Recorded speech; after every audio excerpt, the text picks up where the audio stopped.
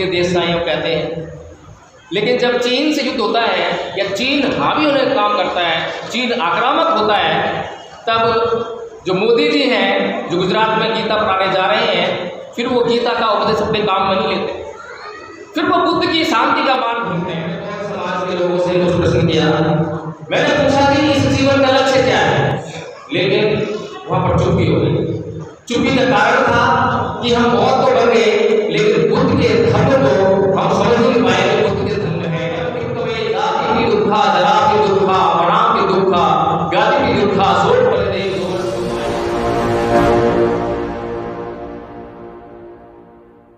अक्सर मैं सोचता हूँ, पिछली 3 बार से मैं इस धम्मपद महोत्सव में निरंतरता से शिरकत करता रहा हूँ। मेरी इतनी बोलने की इच्छा नहीं होती है, मेरी सुनने की इच्छा ज़्यादा होती है, इसलिए मैंने पिछले 3 बार में कभी भी बोलने की चेष्टा नहीं की, सुनने की प्रयास। लेकिन थोड़ी सी मेरे को निराशा हुई कि धम्मपद महोत्सव है, लेकिन धम्मपद की चर्चा है।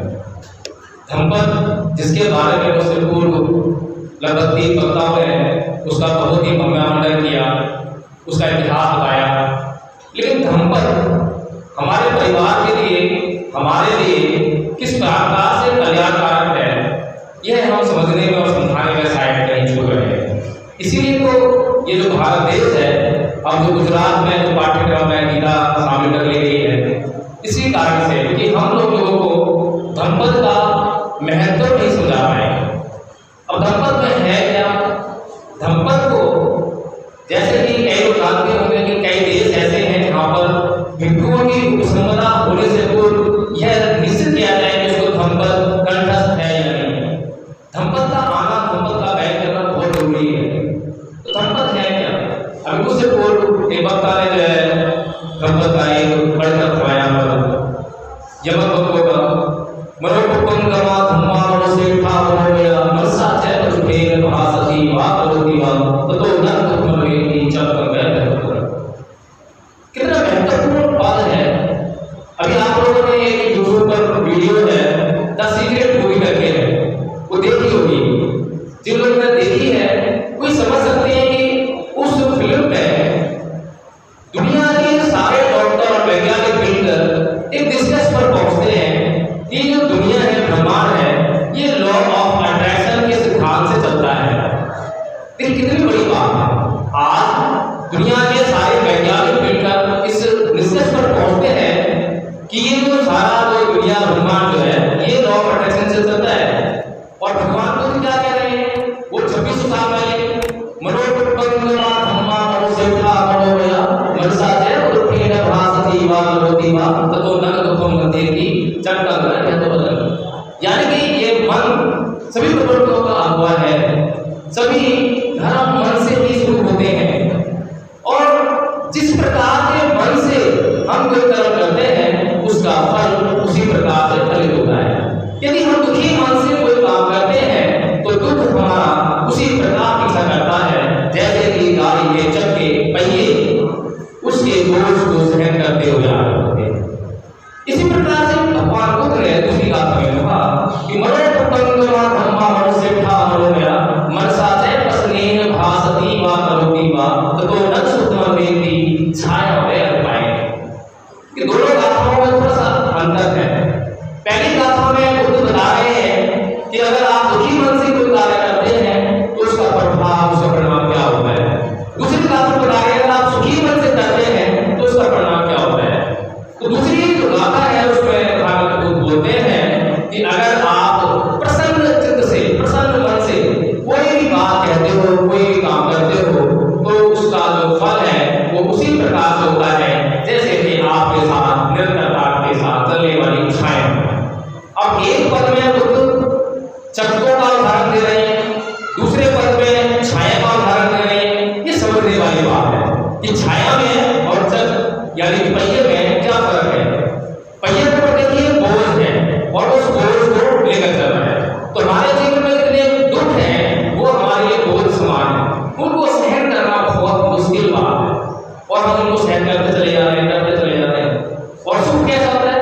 सुख छाया की तरह हल्का होता है। सुख आता है तो पता नहीं चलता कि कब हमने सुख का अवबोध कर लिया और फिर से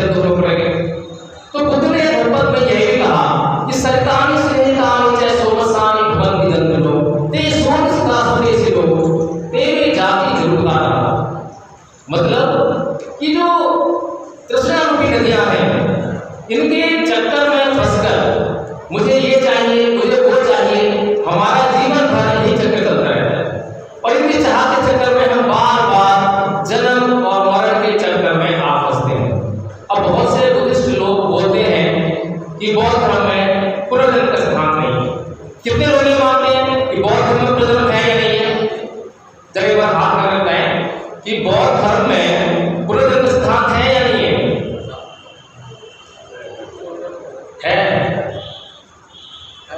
बौद्ध धर्म में पुनर्जन्म का सिद्धांत है, ये हम समझ नहीं पाए। लेकिन ये जो पुनर्जन्म का सिद्धांत है, ये हिंदुओं के पुनर्जन्म के सिद्धांत से बिल्कुल अलग है। क्योंकि जब हम बुद्ध का प्रत्यक्ष समुत्पाद का नियम पढ़ते हैं तो हम क्या देखते हैं कि इदं भूतं भिक्खवे जातिपि दुःखा जरापि दुःखा मरणापि दुःखा व्याधिपि दुःखा सोत्परिदेव गोमस्य उपाया सापि दुःखा पियेहि विप्पयोगो दुःखा अपियेहि संपयोगो दुःखा संगते पचपादान बंधापि दुःखा। जन्म लेना दुख है, मरना दुख है, बीच में व्याधि दुख है, यानी कि जो बीमारियां हैं वो दुख है, रोग दुख है, बुढ़ापा दुख है, ये सब कुछ दुख है। और ये सब दुख जो है इसलिए है कि ये जो 5 स्कंदों से निर्मित शरीर है, ये हम धारण किए हुए। तो बुद्ध हमें ये बताने का कार्य करते हैं कि अगर हम इस जीवन और मरण के चक्र से छुटकारा पाना चाहते हैं तो हमें किसको प्राप्त करना पड़ेगा? निब्बान प्राप्त करना पड़ेगा। एक बार की बात है, मैं बहुत छोटा था, मेरे मन में प्रश्न था, तो मैंने अपने बौद्ध समाज के लोगों से कुछ प्रश्न किया। मैंने पूछा कि इस जीवन का लक्ष्य क्या है, इस जीवन का लक्ष्य क्या है? लेकिन वहां पर चुप्पी हो गई। चुप्पी का कारण था कि हम बहुत तो बन गए, लेकिन बुद्ध के धर्म को हम समझ नहीं पाए कि बुद्ध के धर्म में है क्या। तो जीवन का लक्ष्य है, जीवन का लक्ष्य है निर्वाण प्राप्त करना। और जब तक यह जीवन निर्वाण को प्राप्त नहीं करता, इसी तरह से असंख्य जन्म हो चुके हैं और असंख्य जन्म आगे भी होते रहेंगे। तो इसलिए हमें समझना पड़ेगा कि धर्मपद में है क्या। एक बात और सुनाता हूं, अकचिमक अवधिमक अजिनिमक आहासी में ये चेतन उपरहति वेदन देशन न संपत्ति कि उसने मुझे डांटा, उसने मुझे मारा, उसने मुझे जीत लिया, उसने मेरे से कुछ लूट लिया। तो इस प्रकार की बातों को अपने मन में बनाए रखते हैं, उनका पैर कभी शांत नहीं होता। इतनी महत्वपूर्ण बात है कि हम रोज इन बातों से रूबरू होते हैं। किसी ने मुझे गाली दी, वो गाली का असर जो है एक दिन तक समाप्त नहीं हो रहा, 2 दिन हो गए, 4 दिन हो गए, मन में बैठ गई है, उसने मुझे गाली दी, मुझे बदला लेना है, मुझे गाली दी, मुझे बदला लेना है। लेकिन बुद्ध कहते हैं कि तत्क्षण भूल जाओ, और जब तक भूलोगे नहीं तो मन शांत नहीं होगा, और मन शांत नहीं होगा तो जीवन में कुछ भी करना चाहते हो वो नहीं कर पाओगे। बड़ी महत्वपूर्ण बात है। बुद्ध कहते हैं कि ना ही मेरे वेदांत समन्वित उदाचरण अवेरन जय संबंधी ऐस धम्मो सनातनो, यानी कि वैर से वैर कभी शांत नहीं होता, अवैर से ही वैर शांत होता है। आज हम देखते हैं मोदी जी जब बाहर जाते हैं, हम लोग अक्सर ये कहते हैं कि मोदी जी बुद्ध के देश से आए हूँ, बुद्ध के देश से आए हूँ कहते हैं। लेकिन जब चीन से युद्ध होता है या चीन हावी होने का काम करता है, चीन आक्रामक होता है, तब जो मोदी जी हैं जो गुजरात में गीता पढ़ाने जा रहे हैं, फिर वो गीता का उपदेश अपने काम में नहीं लेते।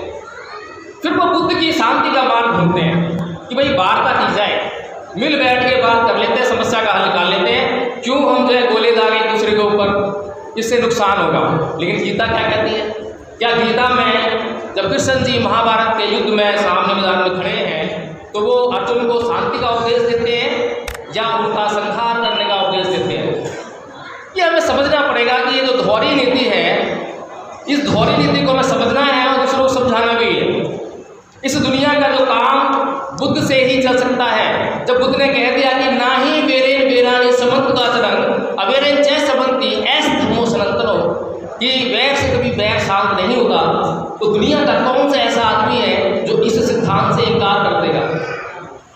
धम्मपद की एक एक गाथा कहीं से भी उठा लीजिए आप, अगर कोई भी दुनिया का किसी भी धर्म का व्यक्ति, किसी भी जाति का व्यक्ति उससे इनकार कर दे और कह दे कि ये काम की नहीं है, तो समझने सोचने वाली बात नहीं।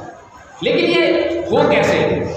हम लोग जो है ये सारी बातें समझ रहे हैं। अब धम्पद को जब पढ़ते हैं 423 पद हैं, 26 वर्ग हैं, उनको जब पढ़ने के बाद सब कुछ इसी बात पे निष्कर्ष निकल के आता है कि चाहे वो पहली गाथा का मनोपंगमा हो, चाहे दूसरी गाथा का कोछीमग हो, चाहे वो तीसरी गाथा का ही मेरे विरानी हो, सब कुछ चित्त पे आधारित है। ये चित्त जो है बड़ा बदमाश है। तो इसीलिए बुद्ध ने कहा कि भद्रं चपलं चित्तं दुरर्थं दुनिवार्यं उजुम करोति मेधावी उजुकार्यवत्तेषु। कि जो चित्त है बहुत ही दुष्कर है, दुरक्षय है, बहुत मुश्किल से इसकी रक्षा होती है। और इसको सबसे दुनिया में अगर सबसे दुष्कर कार्य है, अगर आपसे पूछा जाए सबसे मुश्किल काम दुनिया का कौन सा है, तो छूटते ही आप एक बात बोल देगा कि भैया चित्त को सीधा करना सबसे मुश्किल काम है। लेकिन इतना मुश्किल काम हो तो भी बुद्ध कहते हैं कि इसको मेधावी लोग उसी तरह से सीधा करते हैं जिस तरह से बाण को बनाने वाला बाण को सीधा करता है। इतनी मेहनत का कार्य। आपसे अनुरोध है कि हम लोग कुछ इस तरह का कार्य करते हैं कि हमें ऐसी जरूर महसूस होती है कि इसको जब जो धम्पद है ये हर किसी को याद होना चाहिए। हम वंदना बोलते हैं, वंदना में 5 सील है, नमन है, तिरछण है, पंचशील है। उसको हमने जान लिया, समझ लिया, तो उसको अपने माइंड में बिठा के रखना पड़ता है। उसको हम रोज़ रोज़ भगवान बुद्ध की मूर्ति के सामने और पूजा पाठ की तरह से हिंदू लोग करते हैं वैसा करते रहें तो शायद उसका तरह लाभ नहीं होगा। लेकिन अगर हमने दिमाग उठा रखी है और 24 घंटे हम पंचशील के आधार पर अपना आचरण करते हैं तो उसका लाभ होगा। लेकिन हमें नियम से कुछ तो करना चाहिए। नियम से धम्पद अगर हम पढ़ते हैं तो उसका लाभ हमें और हमारे बच्चों को जरूर मिलेगा। तो हमारा छोटा संगठन है धम्पद, और धम्पद के माध्यम से हमने पहले कोरोना काल शुरू हुआ, उससे पहले बहुत सारे प्रोग्राम करने का प्रयास किए जिसमें हमने बच्चों को इकट्ठा किया। और जैसा ये हॉल है अचानक होता था और उनको हम जो है 2 घंटे तक 3 घंटे तक धम्पद की गाथाओं को याद करते गा कर, और याद भी हुई, पंचशील याद हुआ हमको। तो जब बच्चों को हमारे धम्म की जानकारी होगी तो बच्चों के पास रहेगा क्या? जो गलत चीज़ें निकल जाएंगी, अच्छी चीज़ें अपने आप आ जाएंगी। हमें किसी से बुराई करने की जरूरत नहीं पड़ेगी। और जब भी बच्चों का कहीं कोई वाद विवाद होगा किसी भी स्तर पर, चाहे वो स्कूल कॉम्पिटिशन हो, चाहे कॉलेज कॉम्पिटिशन हो, तो दंपति गाथाओं का संज्ञान करके वो एक जवाब अच्छा से प्राप्त दे सकते हैं। तो गीता को हमें उस तरह से विरोध करें, आंदोलन करें और वो सब चीज़ें करें तो वो बेकार चीज़ हो जाएंगी और भगवान बुद्ध के मार्ग से हटकर चीज़ हो जाएंगी। लेकिन अगर हम ये वाला कार्य करें कि बच्चों को हम जो है धम्पद और जो चीज़ें हैं अच्छी अच्छी चीज़ें जो बुद्ध के धर्म की हैं उनका ज्ञान जो है समझाने का कार्य कर दें, उनके मस्तिष्क में भर दें, तो शायद हमारा काम बहुत जल्दी और बहुत तेज़ी से जो है हम उसको प्राप्त कर पाएंगे। तो अगर आप लोग इस बात के लिए इच्छुक हो तो धम्मे जी यहाँ बैठे हुए हैं, उनको आप अपना नाम लिखा सकते हैं कि भाई अगर आप इस बात में, इस काम में सहयोग करना चाहते हैं और अपने घर पर या इस तरह का कोई प्रोग्राम करें तो उसमें आपके बच्चे वहाँ पर उपस्थित हों, इस बात को निश्चित किया जा सके। तो इसके लिए जो आप धम्मेर जी हैं उनका नाम और मोबाइल नंबर लिखा सकते हैं। जय भीम।